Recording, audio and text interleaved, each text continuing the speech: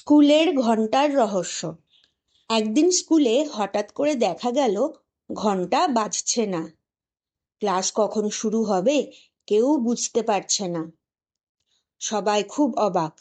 শিক্ষক বললেন, কে যে এই দুষ্টুমি করেছে? তখন ছোট্ট গোয়েন্দা অনিক বলল, আমি খুঁজে বের করব। অনিক ঘন্টার দড়ির কাছে গিয়ে দেখল দড়িটা কেটে নয়, বরং খুলে গেছে। সে চারিদিকে তাকিয়ে দেখল মাটিতে কিছু কাদা লেগে আছে। সেই কাদার দাগ অনুসরণ করে সে গেল স্কুলের পিছনের বাগানে।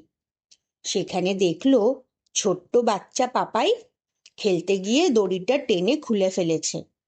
অনেক হাসি মুখে বলল, তুমি কি খেলতে গিয়ে এটা করেছো?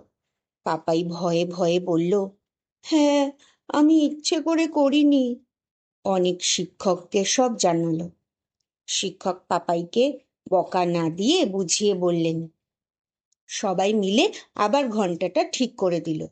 নীতি শিক্ষা, ভুল হলে ভয় না পেয়ে সত্যি কথা বলা উচিত। ইচ্ছে না থাকলেও কাজের দায়িত্ব নিতে হয়।